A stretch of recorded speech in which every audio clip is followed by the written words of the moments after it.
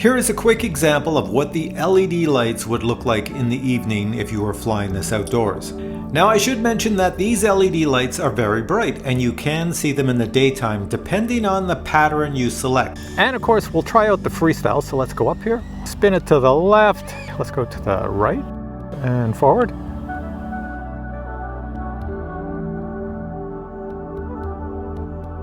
And reverse. Seems to be okay. I would say if you're going to use this for freestyle, it's definitely doable. Hey everyone, welcome to the Captain Drone YouTube channel. My name is Steve and this would be the PAVO20 Pro 2. This is a 4S quad, new on the market. It does have a brand new flight controller in it. It's also been totally optimized to run on these lithium high voltage batteries, and you should get around 10 minutes of flight time on a 680 milliamp hour 4S LiPo battery. Also, the power of these brushless motors in conjunction with the 2.2-inch props has a really good power to weight ratio, and I'm told by BETAFPV that this should be awesome at freestyle. Now, I'm more a cinematic guy, so I'm not really a freestyle guy, and if I was buying a freestyle quad, I would probably buy one without prop guards and glowy lights because that interferes a little bit with freestyle, but we're gonna see how this does. I should also mention that even with the battery, the weight is a way under 249 grams, so most of you can fly it in all your countries. Now, what I'm going to do first before we go fly is I'm going to do a prop noise test. I'm going to fly it right in front of me and see how loud the props are. That's going to let me know if I can fly it near humans or not. And if you haven't noticed, I'm at my beach this morning. I got seagulls squawking all over the place, so humans come to the beach in the summer because it's nice and warm. Anyways, let's go check out the noise of the props and then we'll do our first maiden flight. Here we go. Now on the bottom of this quad, there are glowy lights that are programmable by you. You can program them either in Betaflight Configurator or you can program them right here. There's a little button in the back that you can press. As soon as I plug in the battery, I can program the lights to give me any pattern I want. I don't think you're going to see them because it is pretty sunny this morning. I'll turn them on. They're going to suck up a little bit of power. Here is a quick example of what the LED lights would look like in the evening if you were flying this outdoors. Now I should mention that these LED lights are very bright and you can see them in the daytime depending on the pattern you select. If you just leave them as a solid color, you may not see them in the daylight, but if you select a pattern, you'll definitely see them. All right, for this test, I'm just going to use a 720 milliamp high voltage battery. We're only going to fly it for a little bit. You can see the lights came on right there. I don't know if it shows up in this camera. They're going into different patterns right now, and I can change those patterns by pressing a button on the back. I'd probably put, for a bright sunny day like today, I'd probably put a pattern on that's kind of like blue or white. But for now, it's on a green pattern, and if I press the button, you watch, I can change it and hold it in, and I've got it in red. Yeah, you can't see that. Yellow. There's a little bit of bright, so I got one side green, one side blue. I'll leave it on that for this flight. So my hat cam should pick up the drone down here. The lights, I've got them on solid. I'll arm it. And that's about how loud it is on arm. Let's go up. So, is it loud? Well, it's got some volume to it. It's got the kind of sound due to the size of the 2.2-inch props that you would hear it if you flew close to somebody. So I will have to stay away from humans. It's not like a tiny little whoop. So yeah, it's got some volume. All right, but looks good in the air and it flies perfectly well. I'll bring it over and I'll land it. So you go up a little bit like this and then you go, whoa. That was a terrible catch. Let me try that again. Go up, up, up, up, up. And forget to disarm it. Okay, so when you catch this, make sure you disarm it first. That is hilarious. Try that again. Third time's the charm. Go up, disarm, let it fall, catch it. There we go. Captain Drone finally gets it. I'm getting too old for this job, I tell you. All right, this is going to be the maiden flight. Let's plug this in really quick. Plug it in. Get some lights on the bottom. Not too worried about the pattern because I'm not looking at it, but it does have a pretty cool pattern on the back. You can see it. It's doing a rainbow color right now. Now all the video you're going to see is recorded up front from the DJI FPV Pro camera that's installed in the forward section. All right, let's find acro mode. Flight mode horizon. Flight mode acro. There we are. Arm it. Armed. And let's go.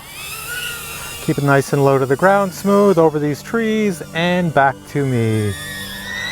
Like, this is the first time I've flown this, and I'm so used to quads like this. Seems to fly okay. I don't have any issue with it. I can bring it around in and out of things. It's pretty fast, I'll tell you that much. There we are. So, not bad. Let's go over this way a little bit here. Let's come back. I'm just checking out the beach for humans so I can see where I can fly. This is where they often hang out, by the beach house, to get changed, get their boats ready, and then they're also out this way, which is our little pier that juts out, little rock pier, stone pier. Nobody here. Pop back. This is a swimming area here. We don't have anything in the water other than fishies, so you don't have to worry about crocodiles or sharks eating the people, or barracudas. And there's another swimming area over here. There's a human there, so I'll stay away from them. I won't come back this way. And nice reflection, calm waters this morning. This is nice. There's obviously the lifeguard chairs, a few of them. Another person out on the pier over to my left, so I got to stay away from them. And over to the other swimming area right over here. So lots of places to swim. This is not the place that I would come, because look at the water. You can kind of see through it, but it is very brown. This is this is not the greatest water. People pee in it, poop in it, the fish pee in it, poop in it. So not the greatest. So you probably want to know, how does it fly? So let me bring it down closer to the ground here and tell you how it flies. I'm going to tell you right now. It flies just like you would expect. It's very agile. It's very easy to fly. Like if you're looking for your first quad to fly, this is obviously one to get, because look at this. You can fly fast and low to the ground. It seems to work quite well. Going through all these areas here. Yeah, this is pretty good. And of course, we'll try out the freestyle. So let's go up here. Spin it to the left. Let's go to the right and forward.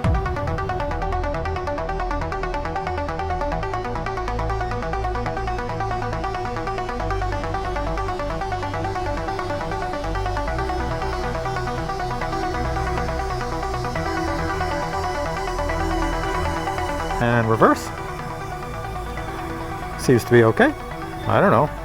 I would say if you're going to use this for freestyle, it's definitely doable. It's supposed to get about 10 minutes flight time. Reception seems pretty good. So here we go. We should lose some reception over here, because I'm in a forest now. Whoa! But I'm not losing reception. So whatever I said about reception, I was totally wrong. The reception is awesome. Let's go this way, this way, this way, over to the landing pad. Slow it down, and coming back. All right, coming in for a crash, as I always say, because I always disarm the quad way too early. Going down, going down. See if I can get it. You can see me on the other camera coming. And dropping. Oh, on the landing pad, did it. Okay, I'm at a different location. Beautiful calm waters behind me. There was a lot of people out here fishing just a little while ago. I think there's still some people out on boats out on this side of the water. Also, lots of traffic on the road. You can see a car just went by me down there. So I've got to be pretty careful around here. I've got to watch out for cars. I got to watch out for humans fishing. And I've got to watch out for, back there, you can probably see it, there's power lines everywhere. So this will be a quick flight. Here we go. Plug in our battery. There we go. Then we got some lighting happening, and let's plop it down. Now, one thing I forgot to mention, there is a buzzer on here. If I press it, buzzer active. You could probably hear it at a distance. If I lose the quad, that's how you find the quad. All right, we have a car going by. Motor's armed. Oh, I'm not even in acro, hang on. Flight mode horizon, flight mode acro. There we go. Now we can go and chase the car. Watch out for power lines above and below and beside. Another car over there. And we're gonna come back right now. We're just gonna spin here. Try to go to the sun, and we'll go over to the fishy over there. I did see a guy in a kayak out here. I want to avoid him because he's enjoying life, and I think there he is over here. There's our guy in a kayak. So he's pretty far away. Don't want to upset him because he's having a great old day. All of these things you see right here are fishing huts for the winter time. This will freeze in the winter, and all of these huts will be out here catching fish with humans inside. And here's a big fishy right here. Here's our marsh. Now, obviously, if I lose the quad in any of this marsh area, you'll never find it. Doesn't mean that's why I'm flying over here. I'm just flying over here because I can. This thing has pretty good range. And it seems to handle interference well. There is a power line coming overhead. I know this area well because I've hit that power line many times. It's right there. There we go. So let's go up. And let's come back over this way. Over here. This is the marina. Don't want to go too far because it's facing the wrong direction. We're behind me now. And let's go on back. You can see this water is not super deep, but it is full of algae. Let's come down to that green thing and go up. Nice and close to the water. There we are. And then up over the branches, leaves. I feel very confident flying this because it does seem to have a very stable flight pattern. In other words, you're flying it, wherever you point the nose, that's where it's going. So you could go through small openings with this, no problem. And go over to the other side and then come back to me. Lots of birds usually hang out here, right in this area. Is that a bird right there? Usually, I don't know what that is. Usually they nest and they do all sorts of things over here. So I don't want to stay over here too long because they will be annoyed by my presence and will chase the car back. All right, here we come. Now, obviously I can fly faster than the car, so I have to hold the throttle back, but I can get pretty close to it. Coming up, and let's bring it down to the bumper level. I can hear it, and there we go. All right, let's slow it down, and we're gonna spin it around here and come back and land. See, every time I go this way, the quad is behind me, so that means poor reception. But I'm not noticing any reception issues. And then come back this way. See if we can land it close as we can. And there we go. Well, that was kind of a pretty bad landing. So initial thoughts, I'm really impressed with this quad. This is easily one of my favorite quads to fly because it just flies so well. Next, I went to my local field to chase some RC planes. At the field were Andre and Joe. Unfortunately, they were flying very small RC planes. That means I had to get really close to the plane to get it into the camera, and in many cases, I almost smashed into the plane.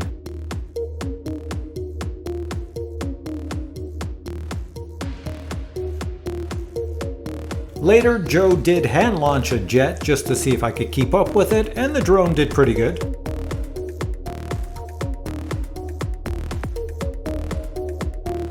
Later, Andre tried flying a larger plane, which made it much easier for me to follow it because I could still see it at a distance. I didn't have to get inches from its rear end.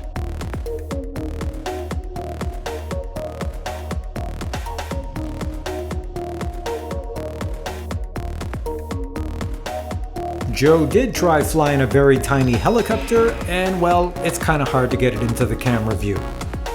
And finally, this is what happens when you stare at a plane and not the ground. You crash. And now let me show you what you receive if you buy this quad. Here we have the box. The PAVO20 Pro 2 arrives in. Inside the box, you'll find the quad and accessories. First item would be a Beta FPV product support card, followed by the DJI O4 Pro camera documentation. In the box, you'll find a USB-C connector so that you can connect the Pavo to Betaflight configurator. You'll also find a spare set of props as well as an Allen key to remove the props. A few spare parts are included as well as a GPS holder. An LED light strip is included and it's up to you to install it. It's pretty simple. It's just double-sided tape. It sticks to the frame and then you plug it in right here. Once the LED light strip is installed, it functions perfectly. The brushless motors are 1104 at 5500 kV. The props are Gemfan 3-bladed. And as already mentioned, the flight controller is the brand new Cube 3-in-1 flight controller. The camera mount does have a vibration dampening system. The quad is capable of many miles in flight range, however, you can only go as far as the battery will allow you.